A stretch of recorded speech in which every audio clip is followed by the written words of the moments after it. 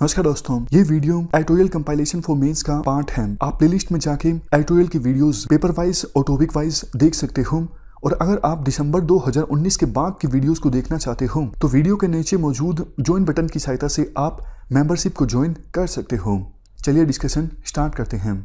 आप general study paper 2 के इस टॉपिक से आर्टिकल को रिलेट कर सकते हो। देखो, हमारे संविधान के बेसिक्स प्रिंसिपल्स में से एक है equality of opportunity.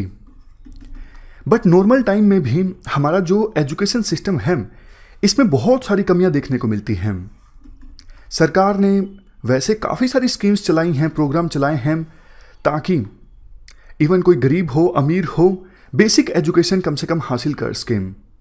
Right to free education है जो 2009 में आया था। बट कमियां किस प्रकार की देखने को मिलती हैं?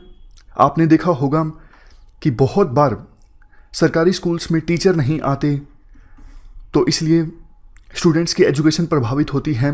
टीचर्स आते हैं तो काफ़ी बार मोबाइल में लगे रहते हैं, टिकटॉक देखते रहते हैं, बच्चों को पढ़ाते नहीं हैं। और बहुत बार ऐसा भी देखने को मिलता है स्कूल में इंफ्रास्ट्रक्चर के नाम पर कुछ नहीं है, बेंच भी नहीं है। काफ़ी बार ऐसा देखने को मिलता है 3-4 क्लासेस एक साथ टीचर पढ़ा रहे हैं, मतलब टीचर्स का अभाव है। दूसरी क्लास, तीसरी क्लास, चौथी क्लास, पांचवी क्लास, सारी क्लासेस के बच्चे एक ही क्लास में बैठे हैं, एक ही जगह पर बैठे हैं और टीचर्स उनको एक साथ पढ़ा रहा है। अब आप बताइए, ऐसे अगर एजुकेशन होगी तो लर्निंग आउटकम कैसे इंप्रूव होगी? तभी तो एनजीओज़ की जब रिपोर्ट सामने आती है तो हमें पता लगता है 5वीं क्लास का बच्चा पहली क्लास के क्वेश्चंस नहीं सोल्व कर पाता। तो ये तो हमने बात की इंट्रोडक्शन की कि नॉर्मल टाइम में भी हमारे देश के एजुकेशन सिस्टम में बहुत सारी कमियां देखने को मिलती हैं। और अब तो जैसा आपको पता है कोविड-19 है। कोविड-19 की वजह से स्कूल्स बंद रहे इतने समय तक और अभी भी नहीं खुले हैं। तो ऐसे समय में ऑनलाइन एजुकेशन पे विभिन्न देशों की सरकारें फोकस कर रही हैं। बहुत सारी गाइडलाइंस जारी की गई हैं सरकार के द्वारा, एनसीईआरटी के द्वारा, सीबीएसई के द्वारा ऑनलाइन एजुकेशन को प्रमोट करने के लिए। इसके लिए इंटरनेट पर अगर आप सर्च मारोगे तो आपको बहुत सारी लर्निंग स्कीम्स के बारे में पता लगेगा। टीचिंग वीडियोस आप देखोगे, साइट्स देखोगे, वेबसाइट्स आपको मिलेंगी लर्निंग अपॉर्चुनिटीज़ के लिए। तो देखने में ये लगता है सब कुछ सही तो है, क्या दिक्कत है? कोविड-19 आने के बाद ऑनलाइन एजुकेशन चल तो रही है, लेकिन देखो इश्यूज़ हैं। राइटर मेनली 3 इश्यूज़ के बारे में बात करते हैं। सबसे पहले तो अगर देखो ऑनलाइन एजुकेशन प्रोवाइड की जाएगी तो इनइक्वालिटी और भी ज़्यादा बढ़ जाएगी। हम देखेंगे क्यों।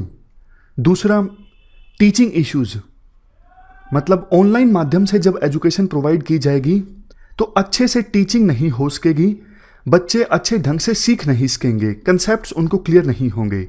तीसरे नंबर पे राइटर ये डर जताते हैं इवन कोविड-19 के बाद भी सरकार काफ़ी ज़्यादा फोकस करने लगेगी ऑनलाइन मीडियम ऑफ एजुकेशन पे, तो इससे और ज़्यादा घाटा होगा। हम बात करते हैं सबसे पहले इनइक्वालिटी के इंक्रीज होने के बारे में।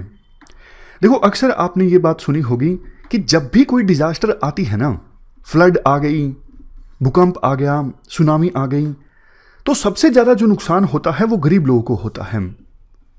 क्योंकि जो अमीर लोग होते हैं वो जैसे तैसे करके उस डिजास्टर को सरवाइव कर पाते हैं, मतलब उनको घाटा होता है। बट गरीब लोगों का तो सब कुछ लूट जाता है, उनके पास इतनी सेविंग नहीं होती। एक नॉर्मल एग्जांपल ले लीजिए आप। अब मान लीजिए दिल्ली में पोल्यूशन की समस्या बहुत ज़्यादा बढ़ती है। अब देखो, जिनके पास पैसे हैं वो तो घर में एयर प्यूरीफायर लगवा लेंगे, बाहर कम निकलेंगे, मतलब वो अपने पैसे का इस्तेमाल करके कुछ ना कुछ करने की कोशिश करते हैं डिजास्टर से निपटने के लिए। लेकिन गरीब लोगों के पास इतने रिसोर्सेज नहीं होते ना। आप इसका एग्जांपल ले लीजिए कोविड-19 का।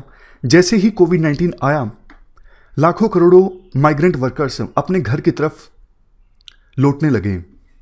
अब उन्हीं के बच्चे एक दूसरे सेंस में इस डिजास्टर का सामना कर रहे हैं, क्योंकि देखो, माइग्रेंट वर्कर्स के जो बच्चे थे पहले अलग अलग शहरों में पढ़ते थे, लेकिन अब माइग्रेंट वर्कर्स गांव में लौट चुके हैं, वहाँ पर उनको दाखिला लेना पड़ा है और एजुकेशन प्राप्त वो कर रहे हैं ऑनलाइन माध्यम से।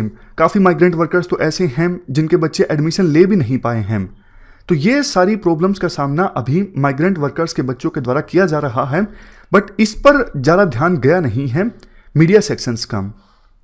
देखो, हमारी सोसाइटी में एकदम से कुछ चेंज नहीं होता। एजुकेशन लेवल में बदलाव धीरे धीरे हो रहा था। जैसा हमने शुरुआत में डिस्कस किया, 2009 में right to free and compulsory education से संबंधित एक्ट आया था। काफ़ी रिपोर्ट्स ऐसी आई हैं जिनके अनुसार ग्रोस इनरोलमेंट रेशो जो है स्टूडेंट्स का स्कूल्स में वो इंक्रीज़ हुआ है। लिटरेसी लेवल भी हमारे देश में इंक्रीज़ हुआ है। तो ये जो चेंज आया है, पॉजिटिव चेंज, ये धीरे धीरे आया है, इंक्रीमेंटली आया है।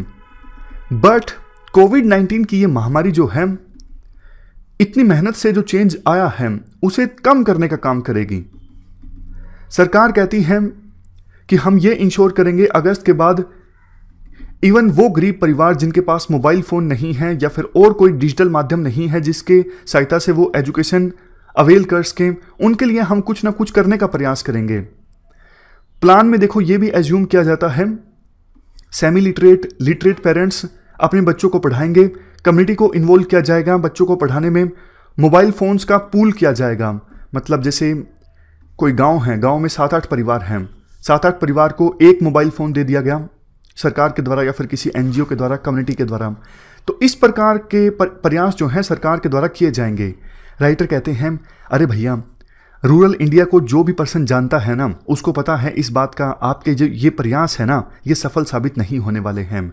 अंत में होगा ये कि जो संपन्न परिवार हैं, जो मोबाइल फ़ोन को अफोर्ड कर सकते हैं या फिर दूसरे डिजिटल टूल्स को अफोर्ड कर सकते हैं, उनके बच्चे एजुकेशन प्रोवाइड कर लेंगे।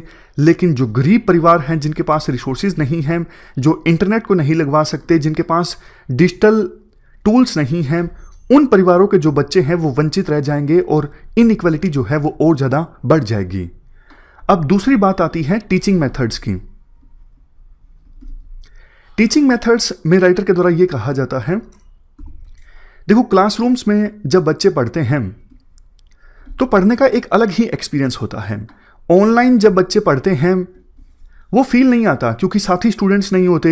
मतलब क्लास में तो साथी स्टूडेंट्स होते हैं ना, तो एक दूसरे से बच्चे काफ़ी कुछ सीखते हैं। बट ऑनलाइन माध्यम से एजुकेशन प्रोवाइड अगर की जाती है तो बच्चों की उतनी कंसंट्रेशन नहीं बन पाती घर पर बैठकर, खास करके छोटे बच्चों की। दूसरा, कभी इंटरनेट बंद हो गया, कभी जो स्ट्रीम है वो सही ढंग से नहीं चल रहा है, तो कैसे फोकस होगा। आमतौर पर अक्सर हमारे देश में एजुकेशन सिस्टम से संबंधित एक शिकायत ये की जाती है कि कंसेप्ट्स पर फोकस नहीं करते टीचर्स सिर्फ रट्टा मरवाने पे फोकस करते हैं जिनकी सहायता से एग्जाम में मार्क्स लिए जा सकें।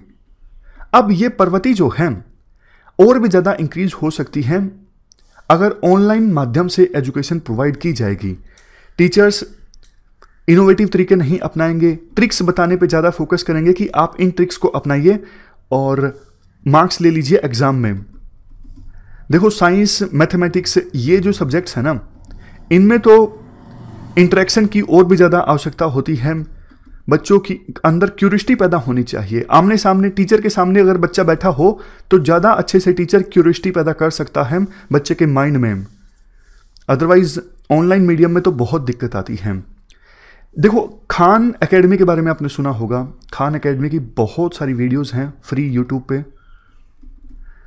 इस खान एकेडमी के बारे में वाशिंगटन पोस्ट ने एक आर्टिकल लिखा था कि देखो, वैसे तो खान एकेडमी वाले दावा करते हैं कि हम एजुकेशन रेवोल्यूशन लेके आए हैं, इतना सारा कंटेंट हमने फ्री में प्रोवाइड किया है। बट वाशिंगटन पोस्ट में जिस पर्सन ने आर्टिकल लिखा था उसने दावा किया था कि बहुत सारी चीज़ें जो हैं वो गलत हैं खान एकेडमी की वीडियोस में। जो टीचर्स हैं वो कंसेप्ट बिल्डिंग पे फोकस नहीं करते हैं। मतलब जिस प्रकार से मैथमेटिक्स समझाया जाना चाहिए उस हिसाब से खान एकेडमी के कुछ टीचर्स ने मैथमेटिक्स को नहीं पढ़ाया है, ट्रिक्स पे ज़्यादा फोकस किया है। इसके बाद आर्टिकल में कहा जाता है, देखो सेकेंडरी क्लासेस के जो स्टूडेंट्स हैं वो तो चलो फिर भी हैंडल कर लेंगे सिचुएशन को अगर डिसिप्लिन है। बट जो प्राइमरी क्लास के स्टूडेंट्स हैं या फिर लोअर प्राइमरी क्लास के जो स्टूडेंट्स हैं उनको ज़्यादा दिक्कत आने वाली है। सबसे पहले तो उनको पेरेंट्स की गाइडेंस चाहिए और पेरेंट्स भी हमारे, देखो सारे तो पेरेंट्स एजुकेटेड नहीं है ना, मतलब कुछ एजुकेटेड हैं लेकिन वो भी पेपर्स में एजुकेटेड हैं, उनको ये नहीं पता कि बच्चों को कैसे सिखाना चाहिए। लेकिन जैसा हमने शुरुआत में डिस्कस किया, सरकार तो ये एज्यूम कर लेती है कि जो सेमी लिटरेट या फिर लिटरेट पेरेंट्स हैं वो अपने बच्चों को सिखाएंगे। जैसे एक एग्जांपल दिया जाता है, जो फर्स्ट क्लास है, मान लीजिए फर्स्ट क्लास में पिक्चर्स के साथ वर्ड्स सिखाने होते हैं, तो फिर ये एज्यूम कर लिया जाता है, जो एनसीईआरटी के द्वारा गाइडलाइंस जारी की गई हैं, कि ऐसी चीज़ें तो न्यूज़पेपर में मिल जाएंगी, ऐसी तो बुक्स आसानी से अवेलेबल हैं जिनकी सहायता से पेरेंट्स जो हैं बच्चों को सिखा सकते हैं। बट देखो हर जगह ऐसा नहीं होता है।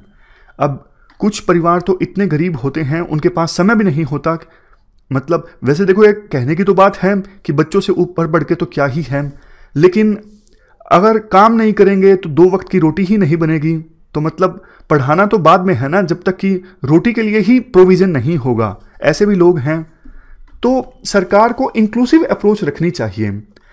अब बात आती है वे फॉरवर्ड की।